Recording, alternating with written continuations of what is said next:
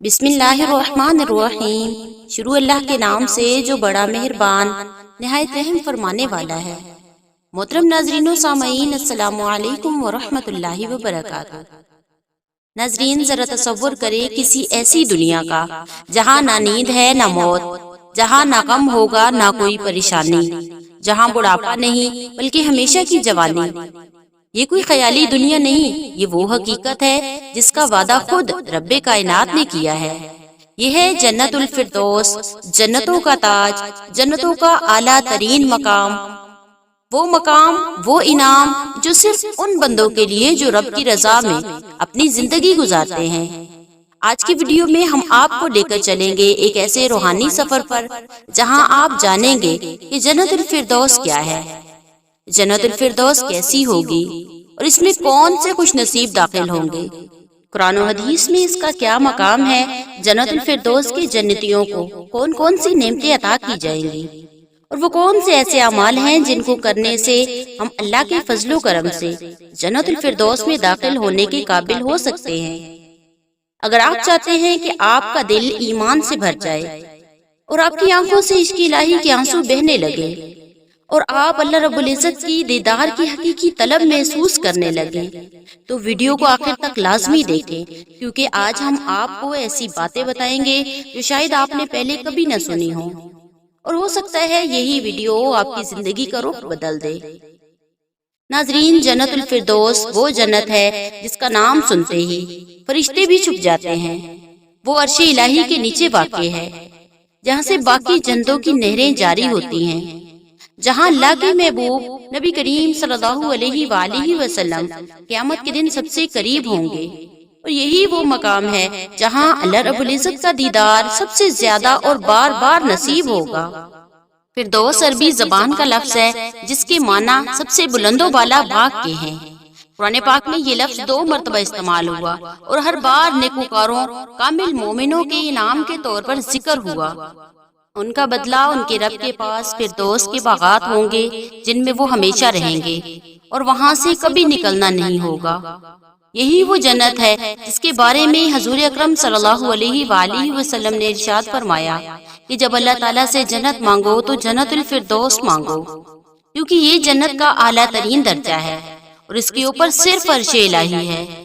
हजरत इब्ने अब्बास रजी अल्लाह तआला अन्हु फरमाते हैं, फिरदौस जन्नत का दरमियानी और सबसे ऊंचा मकाम है और यही वो जगह है जहाँ से जन्नत की नहरें निकलती हैं। यहाँ वो खुश नसीब रहेंगे न सिर्फ ईमान लाए बल्कि अपना माल, अपनी पसंद और अपनी नफ्सानी ख्वाहिशात सब कुछ कुर्बान कर दिया। जन्नतुल फिरदौस के महल मोती, सुर्ख चांदी और याकूत और जमरद के बने होंगे। वहाँ की मिट्टी कस्तूरी की होगी और जमीन हमवार नरम खुशबूदार होगी। वहाँ के दरख्तों के साए मीलों लंबे होंगे और इनके नीचे जन्नती आराम करेंगे। जन्नतुल फिरदौस के दरवाजे बहुत वसी और बहुत खूबसूरत होंगे और हर जन्नती के लिए अलग अलग महल होगा। इनके खुद्दाम, इनकी हूरें और इनके रूहानी साथी हमेशा इनके साथ रहेंगे। वहाँ के खेमे याकूत मोतियों के बने होंगे और वहाँ न दिन होगा न रात, बल्कि अर्श-ए इलाही का नूर होगा जो हर वक्त रोशनी अता करेगा। जन्नतुल फिरदौस के दरवाजे सोने और चांदी के होंगे। वहाँ की फिजा में कुरान मजीद की तिलावत, फरिश्तों की तस्वीर और जन्नतियों की हंसी खुशी के नगमे गूंजेंगे। जन्नतुल फिरदौस में दाखिल होने वाले खुश नसीब लोग न सिर्फ अल्लाह रब्बुल इज्जत का दीदार करेंगे बल्कि नबी करीम सल्लल्लाहु अलैहि वसल्लम की कुर्बत भी इन्हें ही नसीब होगी।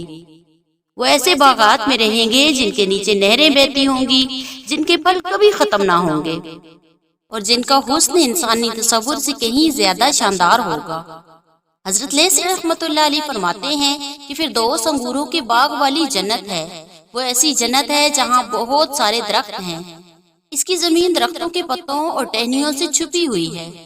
हजरत अबू सईद खुदरी रजी अल्लाह तआला अन्हु से रवायत है, नबी करीम सल्लल्लाहु अलैहि वसल्लम ने फरमाया, जब भी तुम जन्नत मांगो तो जन्नतुल फिरदौस ही मांगो, क्योंकि वो सबसे आला और बेहतरीन जन्नत है। इसके ऊपर अल्लाह रब्बुल इज्जत का अर्श मुअल्ला है और जन्नत की तमाम नहरें जन्नतुल फिरदौस से ही जारी होती हैं।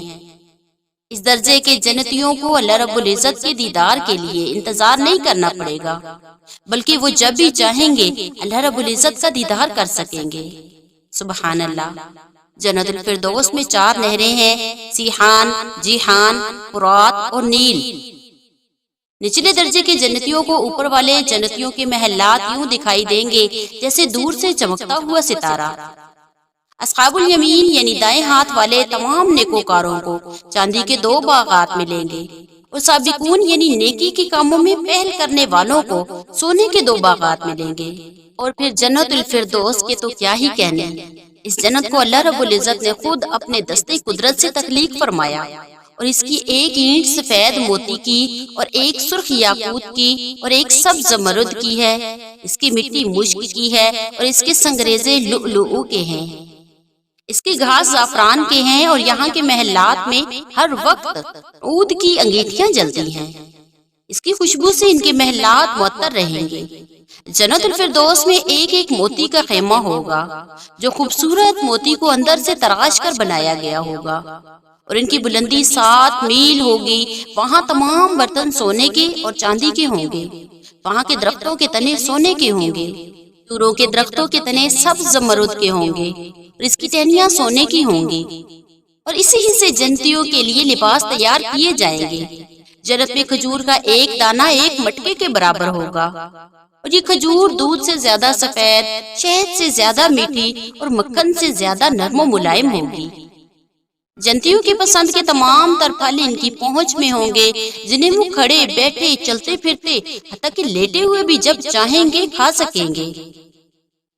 جنت کے پھلوں میں سے کیلا، انگور، انار، زیتون، انجیر، بیر، کھجور سب جنت کے پھلوں میں شامل ہیں، اور اس کے علاوہ اور بہت سے ایسے پھل ہیں جو دنیا میں نہیں پائے جاتے۔ جنت کے پھلوں میں نہ تو گٹھلی ہوگی اور نہ ہی چھلکا ہوگا، اور وہ ذائقے میں بہت ہی میٹھے لذیذ ہوں گے۔ جنتی جب بھی کسی درخت سے کوئی پھل توڑیں گے تو فوراً ہی وہاں ایک نیا پھل لگ جائے گا۔ جنت میں پانی، دودھ، شہد اور شراب طہور کی نہریں ہوں گی۔ جنت کی ایک نہر حیات ہے، اس کا پانی جہنم سے نکلنے والے لوگوں پر ڈالا جائے گا، اس سے وہ پر نور اور جوان خوبصورت ہو جائیں گے۔ جنت میں زنجبیل، سلسبیل، کافور اور تسنیم کے چشمے جاری رہیں گے۔ جنت الفردوس میں جانے والے جنتیوں کو خالص تسنیم کا مشروب پیش کیا جائے گا، جبکہ دوسرے درجے کے جنتیوں کو تسنیم کی عمدہ قسم کی شراب کے ساتھ آمیزش کر کے پیش کیا جائے گا۔ جنت الفردوس میں رہنے والے جنتی بڑے ہی مزے میں ہوں گے، اور وہ اونچی مسندوں پر بیٹھے ہوں گے، ان کے چہرے پر نور اور تر و تازہ ہوں گے، وہ ایک دوسرے سے آمنے سامنے بیٹھے ہوں گے۔ ان کی مہمان نوازی کے لیے پرندوں کا گوشت اور طرح طرح کے لذیذ کھانے پیش کیے جائیں گے۔ جنت میں ہر انسان کو 100 آدمیوں کے کھانے پینے کی طاقت دی جائے گی۔ خوبصورت چہروں والے خادم سونے کے بڑے بڑے تھال لے کر، اس میں طرح طرح کے مشروبات لے کر جنتیوں کی خدمت کریں گے۔ جو بھی خواہش ارادہ کریں گے وہ فوراً ہی پلک چپکتے ہی پورا ہو جائے گا۔ وہاں کوئی بیہودہ بات نہ ہوگی، ہر طرف نعمتیں، خوبصورت مناظر، امن و سکون اور راحت اور خوشیاں ہوں گی۔ ان کے چہرے 14ویں رات کے چاند کی طرح روشن اور چمکدار ہوں گے، جبکہ دوسرے درجے کے گروہ کے چہرے ستاروں کی مانند روشن ہوں گے۔ حضور اکرم صلی اللہ علیہ وآلہ وسلم نے فرمایا کہ جنت میں ایسی نعمتیں ہوں گی جن کو نہ کسی آنکھ نے دیکھا، نہ کسی کان نے سنا، اور نہ ہی کسی بشر کے دل میں اس کا تصور گزرا ہے۔ آپ صلی اللہ علیہ وآلہ وسلم نے فرمایا کہ جنت میں اگر موت ہوتی تو جنتی لوگ جنت کی نعمتوں کو دیکھ کر خوشی سے ہی مر جاتے، اور اگر جہنم میں موت ہوتی تو جہنم کی سختی کو دیکھ کر غم سے مر جاتے۔ جنت میں ان تمام نعمتوں سے بڑھ کر اللہ رب العزت کا دیدار ہوگا۔ جنت الفردوس میں رہنے والوں کو اللہ کے دیدار کے انتظار نہیں کرنا پڑے گا، بلکہ جب بھی وہ چاہیں گے اللہ رب العزت کا دیدار کر سکیں گے۔ قرآن مجید میں اللہ پاک فرماتے ہیں، اس روز کچھ چہرے تر و تازہ ہوں گے اور اپنے رب کو دیکھ رہے ہوں گے۔ یہ وہ لمحہ ہوگا جب جنت الفردوس میں رہنے والوں کو جنت الفردوس کی نعمتوں، حوروں، لذتوں سے بھی زیادہ اللہ رب العزت کے دیدار میں راحت محسوس ہوگی۔ حدیث شریف میں آتا ہے، جب جنتی اللہ رب العزت کا دیدار کریں گے تو وہ کسی نعمت کو بڑا نہیں سمجھیں گے سوائے اللہ رب العزت کے دیدار کے۔ اللہ کا دیدار انہیں بار بار نصیب ہوگا۔ دیدار کیسا ہوگا اس کے بارے میں نبی کریم صلی اللہ علیہ وآلہ وسلم نے فرمایا، تم اپنے رب کو ایسے دیکھو گے جیسے تم 14ویں کے چاند کو بآسانی دیکھ سکتے ہو۔ سبحان اللہ۔ ایک اور روایت میں فرمایا گیا کہ اللہ رب العزت جنتیوں سے فرمائے گا، کیا تم مجھ سے راضی ہو؟ جنتی کہیں گے، کیوں نہیں ہمارے پروردگار، آپ نے ہمیں جنت عطا کی۔ اللہ رب العزت فرمائیں گے کہ تم سے راضی ہو گیا، میں تمہیں اپنی رضا دیتا ہوں اور کبھی تم سے ناراض نہ ہوں گا۔ اور یہی وہ لمحہ ہوگا جب دل، آنکھیں، روح سب ایک ساتھ جھک جائیں گے اور رب کا دیدار جنت الفردوس میں مکمل سکون عطا کرے گا۔ ناظرین، اب ہم جانتے ہیں کہ وہ کون سے خوش نصیب ہوں گے جو جنت الفردوس میں داخل ہوں گے۔ قرآن مجید میں اللہ پاک کا ارشاد ہے، بے شک ایمان والے کامیاب ہو گئے جو اپنی نمازیں عاجزی کے ساتھ ادا کرتے ہیں اور بےہودہ باتوں سے منہ موڑتے ہیں، جو زکوٰۃ دیتے ہیں، جو اپنی شرمگاہوں کی حفاظت کرتے ہیں مگر اپنی بیویوں اور لونڈیوں پر، اس لیے کہ ان میں کوئی الزام نہیں۔ جو شخص اس کے علاوہ طلبگار ہوگا وہ حد سے تجاوز کرنے والا ہے۔ اپنی امانتوں اور وعدوں کا لحاظ کرنے والے ہیں، وہ اپنی نمازوں کی حفاظت کرنے والے ہیں، اور وہی وارث ہیں جو جنت الفردوس کے وارث ہوں گے اور وہ اس میں ہمیشہ ہمیشہ کے لیے رہیں گے۔ جنت الفردوس میں داخل ہونے کے لیے کون سے ایسے اعمال کرنا ضروری ہیں جن سے ہم اللہ رب العزت کے فضل و کرم سے جنت الفردوس میں داخل ہونے کے قابل ہو سکتے ہیں؟ سب سے پہلی چیز کامل ایمان کا ہونا ضروری ہے، یعنی انسان اللہ اور اس کے رسولوں پر ایمان لائے، اللہ کی کتابوں پر اور اللہ کے فرشتوں پر اور روز آخرت پر ایمان رکھتا ہو اور ایمان کی حالت میں ہی اس کی وفات ہوئی ہو۔ جنت میں داخل ہونے کے لیے ایمان کی حالت میں رہنا اور اسی حالت میں دنیا سے رخصت ہونا بہت ضروری ہے۔ دوسری چیز نمازوں میں عاجزی اختیار کرنا، خشوع و خضوع کے ساتھ نماز ادا کرنا اور نماز میں اللہ رب العزت کی طرف دھیان رکھا جائے۔ تیسری چیز شرک سے بچنا اور ان تمام چیزوں سے بچنا جن سے اللہ رب العزت اور اس کے رسول نے منع فرمایا ہے۔ چوتھی چیز زکوٰۃ ادا کرنا۔ زکوٰۃ اسلام کے 5 بنیادی ارکان میں سے ہے اور قرآن مجید میں نماز ادا کرنے کے ساتھ ساتھ زکوٰۃ ادا کرنے کا بھی بار بار حکم فرمایا۔ پانچویں چیز اپنی شرمگاہوں کی حفاظت کرنا، یعنی انسان اللہ اور اس کے رسول کے قائم کردہ حدود کے اندر رہ کر زندگی گزارے اور اپنی شرمگاہوں کی حفاظت کرے اور اپنی جنسی خواہشات کو جائز طریقے سے پورا کرے اور تمام ناجائز طریقے اور حرام کاموں سے بچتا رہے اور کوئی بھی ایسا کام نہ کرے جو اللہ رب العزت اور اس کے رسول کی ناراضگی کا باعث بنے۔ چھٹی چیز امانتوں کی پاسداری کرنا، یعنی امانتوں میں خیانت نہ کی جائے، جیسے امانت رکھوائی جائے ایسے ہی ان کو واپس لوٹائی جائے۔ ساتویں چیز اپنے وعدوں کے لحاظ رکھنا، یعنی اپنے قول و فعل میں تضاد سے بچنا، جو وعدہ کیا جائے اسے پورا کیا جائے، وعدے کی خلاف ورزی نہ کی جائے۔ بے شک اللہ پاک وعدے کی خلاف ورزی نہیں فرماتا اور اس شخص کو بھی پسند نہیں فرماتا جو وعدہ خلافی کرتا ہے۔ جنتی لوگ جنت کی نعمتوں کے پانے کے بعد اگر افسوس کریں گے تو صرف اس لمحے پر کریں گے جو انہوں نے اپنے رب کی یاد سے غفلت میں گزارا ہے۔